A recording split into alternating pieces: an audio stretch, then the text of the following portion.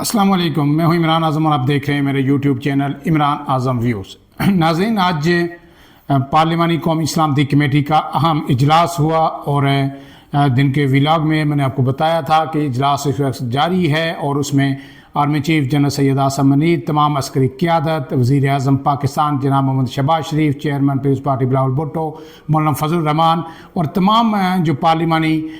सियासी जमातें हैं उनके जो लीडर हैं वो उसमें शरीक हैं। आम वफाकी वज़रा शरीक हैं, चारों सूबाई वज़रा आला शरीक हैं। गोया एक ये आला तरीन सियासी और अस्करी क़यादत की बैठक थी। इसका मुद्दा एक ही था कि मुल्क के अंदर जो दहशत गर्दी अब हद से बढ़ चुकी है, इसका कला कामा कैसे किया जाए और एक कंसेंसस के साथ एक असर नो दहशत गर्दी के ख़िलाफ़ एक मुश्तरका हिकमत अमली से आगे बढ़ा जाए और एक लार्ज स्केल ऑपरेशन हर तरफ शुरू किया जाए, ख़ास करके जो दो पाकिस्तान के सूबे हैं बलूचिस्तान और खैबर पख्तूनख्वा में। इस हवाले से जो है स्पीकर रियाज सादिक ने वज़ीर आज़म की एडवाइस भी आपको पता है कि इजलास बुलाया था। उसमें अहम बात हमने आपको ये बताई थी कि पीटीआई ने इसमें शिरकत नहीं की और पीटीआई ने इसका बाइकाट किया। पीटीआई ने ये कहा था, मौक़िफ़ पीटीआई का ये था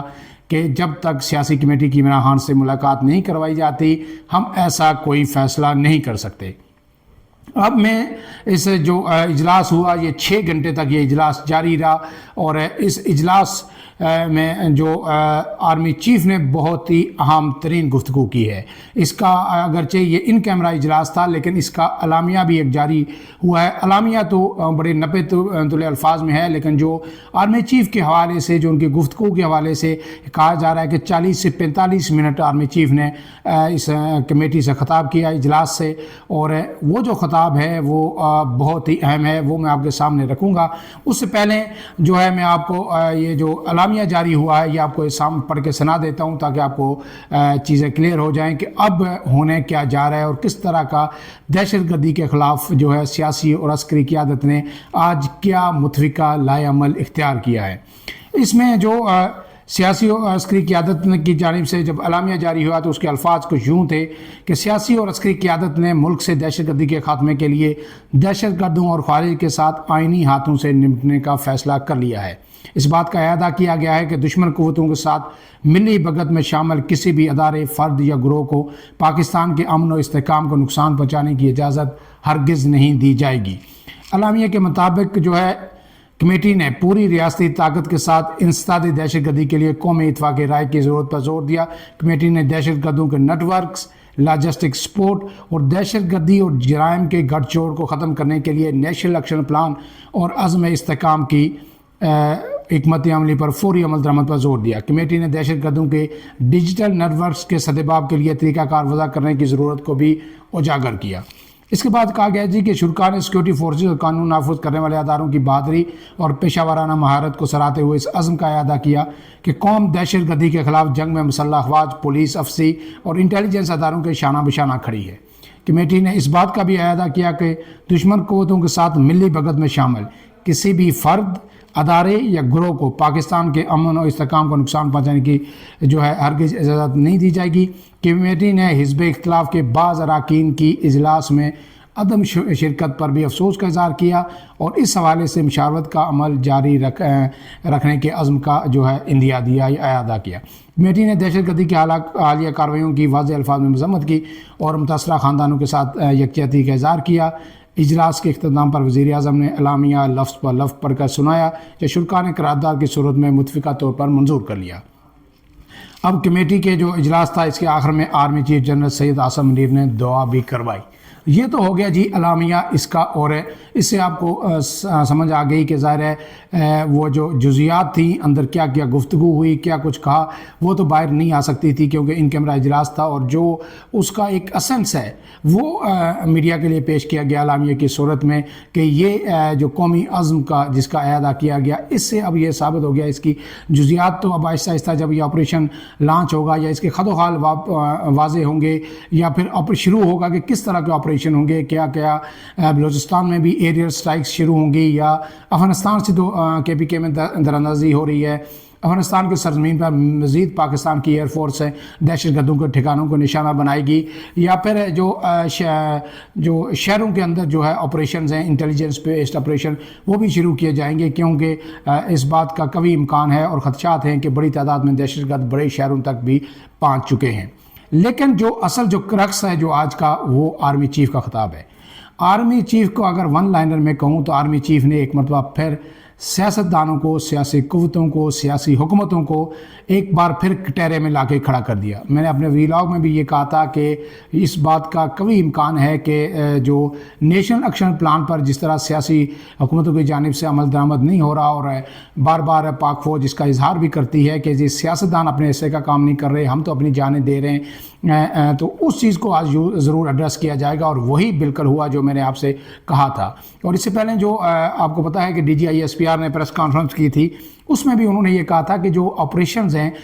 یہ تو نیشنل ایکشن پلان کا ایک حصہ ہے جو کائنیٹک آپریشن کیے جاتے ہیں، اس کے 14 نکات پر اتفاق ہوا تھا نیشنل ایکشن پلان کے۔ ان 14 نکات کی جو ذمہ داری ہے ان کو پورا کرنا، ان کے آگے بڑھانا، یہ ذمہ داری سیاسی حکومتوں پر ہے، صوبوں پہ ہے، وفاق پہ ہے، اس پہ کام نہیں ہو رہا۔ آج آرمی چیف نے اسی چیز کا اظہار کیا اور بہت ہی کھلے اور واشکاف الفاظ میں کیا، گویا سیاستدانوں کو ایک طرح سے چارج شیٹ کیا۔ آرمی چیف نے کیا کہا وہ میں آپ کے سامنے رکھ دیتا ہوں۔ Army chief general Singh Asif Munir نے کہا کہ ہمیں گورننس بہتر کرنے اور مملکت پاکستان کو ہارڈ سٹیٹ بنانے کی ضرورت ہے۔ ہم کب تک ایک سافٹ سٹیٹ کے طرز پر بے پناہ جانوں کی قربانیاں دیتے رہیں گے؟ گورننس کے گیپس، یعنی حکومتوں کی جو نااہلی ہے، طرز حکمرانوں کی جو نااہلی ہے، جو طرز حکمرانی کی خامیاں ہیں، گورننس کے گیپس کو کب تک افواج پاکستان اور شہداء کے خون سے بھرتے رہیں گے؟ یہ آج کا لب لباب ہے اس جو پارلیمانی قومی سلامتی کمیٹی کا جو اجلاس تھا، کہ ایک مرتبہ پھر جو ہے آرمی نے واشکاف الفاظ میں سیاستدانوں کے متنبع کیا ہے کہ اگر دہشت گردی اس ملک سے ختم کرنی ہے، اس کا قلع کما کرنا ہے، تو سیاستدانوں کو آپس میں جو لڑائی جھگڑے ہیں ان سے ہٹ کر جو ان کے کرنے کے کام ہیں، جو ان کے حصے کا کام ہے، وہ فوری طور پر کرنا ہوگا۔ آرمی چیف نے اپنے جو خطاب میں کہا کہ ملک کی سلامتی سے بڑا کوئی ایجنڈا نہیں، کوئی تحریک نہیں، کوئی شخصیت نہیں۔ شخصیت، انہوں نے کہا کہ کوئی بھی شخصیت، کوئی بھی چاہے کتنا ہی بڑا ہو، ملک کی سلامتی سے بڑا نہیں ہے، اور اس کو ملک کی سلامتی کے ساتھ کھلواڑ کرنے کی اجازت نہیں دی جائے گی۔ آگے انہوں نے کہا کہ پائیدار استحکام کے لیے قومی طاقت کے تمام عناصر کو ہم آہنگی کے ساتھ کام کرنا ہوگا، یہ ہماری اور ہماری آنے والی نسلوں کی بقا کی جنگ ہے۔ آرمی چیف نے کہا ہے کہ ہمیں بہتر گورننس اور مملکت پاکستان کو ہارڈ سٹیٹ بنانے کی ضرورت ہے۔ ہم کب تک ایک سافٹ سٹیٹ کے طرز پر جانوں کی قربانیاں دیتے رہیں گے؟ اور پھر انہوں نے علماء سے بھی درخواست کی کہ وہ خارج کی طرف سے اسلام کے مسخ شدہ جو تشریح ہے اس کا پردہ چاک کریں۔ سپہ سالار نے کہا کہ اگر یہ ملک ہے تو ہم ہیں، لہٰذا ملک کی سلامتی سے بڑھ کر ہمارے لیے کوئی چیز نہیں۔ پاکستان کے تحفظ کے لیے یک زبان ہو کر اپنی سیاسی اور ذاتی مفادات کو بالا تر ہو کر ایک بیانیہ اپنانا ہوگا۔ پوری جو یہ ان کی تقریر ہے اس میں سیاستدانوں کا ایڈریس کیا گیا ہے، انہیں کہا گیا ہے کہ آپ کو ذاتی سیاسی مفادات سے بالا تر ہونا ہوگا، اور پھر علماء کو بھی کہا گیا ہے کہ آپ بھی اب جو ہے ہمت کا مظاہرہ کریں، اور یہ خارج کا جو بیانیہ ہے جو اسلام کا چہرہ مسخ کر رہے ہیں، جس طرح وہ لوگوں کو جو ہے موٹیویٹ کرتے ہیں اور ان کی برین واشنگ کرتے ہیں اسلام کے نام پر، اس کو آپ نے ایڈریس کرنا ہوگا۔ اور پھر انہوں نے کہا کہ جو سمجھتے ہیں کہ وہ پاکستان کو ان دہشت گردوں کے ذریعے کمزور کر سکتے ہیں، آج کا دن ان کو یہ پیغام دیتا ہے کہ ہم متحد ہو کر نہ صرف ان کو بلکہ ان کے تمام سہولت کاروں کو بھی ناکام کریں گے۔ ہم اللہ تعالیٰ پر بھروسہ ہے، ہمیں جو کچھ بھی ہو جائے انشاءاللہ ہم کامیاب ہوں گے۔ اب یہ دو خبریں میں نے آپ کے سامنے رکھ دی، ایک اعلامیہ بھی رکھ دیا اور پھر آرمی چیف کی خبر بھی رکھ دی۔ اس سے دو چیزیں بالکل واضح ہو جاتے ہیں۔ ایک تو یہ کہ جناب آج یہ طے کر لیا گیا ہے کہ ملک میں دہشت گردی کے خاتمے کے لیے اثر نو حکمت عملی کے ساتھ ایک بھرپور آپریشن لانچ کیا جائے گا۔ اور دوسری بات یہ ہے کہ جو سیاستدان ہیں، جو سیاسی حکومتیں ہیں، جو عسکری ادارہ ہے، اس نے آج انہیں دو ٹوک الفاظ میں واضح پیغام دے دیا ہے کہ انف از انف، ہم روز شہید ہو رہے ہیں. آپ کو پتہ ہے کہ میں نے آپ کو بار بار بتایا کہ پاکستان میں جو 2024 میں دہشت گردی ہے وہ 45% اس میں اضافہ ہوا ہے. اور اب پاکستان جو سیکیورٹی کے حساب سے جو ہے وہ افغانستان اور صومالیہ سے بھی پیچھے چلا گیا ہے، جو سیکیورٹی کی مخدوش صورتحال ہے. تو جب ایک مرتبہ پھر دہشت گرد اس حد تک بڑھ چکے ہیں کہ گزشتہ جو 72 سے 78 جو گھنٹوں میں 72 گھنٹوں سے زائد جو ہو چکے ہیں، اب تقریباً 80 گھنٹے ہو چکے ہیں، تو اس میں تقریباً 60 سے زیادہ جو کیلکولیٹڈ سٹرائکس ہیں دہشت گردوں کی جانب سے، حملے چھوٹے بڑے جو کیے گئے ہیں. اس میں پشاور میں بھی ہوئے ہیں، جمرود میں بھی ہوئے ہیں، اس کے ساتھ جو ہے بلوچستان کے کئی اضلاع میں یہ مسلسل جو ہے حملے ہو رہے ہیں، اور اس میں شہادتیں بھی پاک فوج کے جوانوں کی، افسری اہلکاروں کی اور پولیس اہلکاروں کی ہو رہی ہیں. اب پاک فوج مزید یہ برداشت نہیں کرے گی، کسی صورت نہیں کرے گی کہ جوان شہید ہوتے رہیں، لوگ شہید ہوتے رہیں اور دہشت گرد جو ہے آگے بڑھ چڑھ کے حملے کرتے رہیں. اس کے لیے اب ایک بھرپور آپریشن لانچ کیا جائے گا. وہ زمینی آپریشن بھی ہوگا، زیرو ٹالرنس ہوگی، اور وہ ایریل سٹرائکس بھی بھرپور انداز میں ہو سکتے ہیں. لیکن اس کے لیے جو پولیس ہے اور جو رینجرز ہے اور دوسرے جو سیکیورٹی ادارے ہیں، جو سویلین سیکیورٹی ادارے ہیں، سویلین حکومتیں ہیں چاروں صوبوں کی، خاص کر کے بلوچستان اور کے پی کے کی، انہیں اب ذمہ داری لینا ہوگی، اونرشپ لینے ہوگی، اور نیشنل ایکشن پلان کے جتنے بھی نکات ہیں ان پر عمل درآمد کرنا ہوگا. ورنہ پھر جو ہے فوج اور جو سیاسی قوتیں ہیں ان کے درمیان ایک تناؤ کی کیفیت بن جائے گی اگر یہ بار بار جو ہے فوج کے کہنے کے باوجود اپنے حصے کا کردار ادا نہیں کریں گی. آرمی چیف نے آج واضح دو ٹوک پیغام دیا ہے. ڈی جی ملٹری آپریشن بھی اس میں موجود تھے، D G I S I بھی موجود تھے. ظاہر ہے سب نے بریفنگز دی ہوگی اور پوری پکچر جو ہے سیاستدانوں کے سامنے رکھی ہوگی، اور اس کے بعد انہیں کہا ہوگا کہ یہ صورتحال ہے، یہ فارن ایلیمنٹ انوالو ہے، انڈیا کی انوالومنٹ کس حد تک ہے، افغانستان کی کس حق ہے، باقی داعش خراسان جو ہے وہ کیا کر رہی ہے، افغانستان میں اس وقت تک کس حد تک وہ پینیٹریٹ کر چکے ہیں، بلوچستان میں کس حد تک کون کون سے اضلاع ہے جن میں یہ دہشت گرد جو اپنے پنجے گاڑ رہے ہیں. پھر بلوچستان ہمارا معاشی مستقبل ہے، وہاں گوادر سی پیک ہے، چائنا کی انویسٹمنٹ ہے، سی پیک کے بے شمار جو ہے کے پی کے میں اور بلوچستان میں پروجیکٹس ہیں. تو یہ پاکستان کی معیشت بھی اسی سے جڑی ہوئی ہے. اگر دہشت گردی کنٹرول نہیں ہوئی، پاکستان ایک سیکیورٹی اسٹیٹ ہی بنتا گیا، پاکستان کی ساری توجہ دہشت گردی ختم کرنے میں مرکوز رہی، تو پھر معیشت کیسے بہتر ہوگی؟ دن بہ دن معیشت جو ہے وہ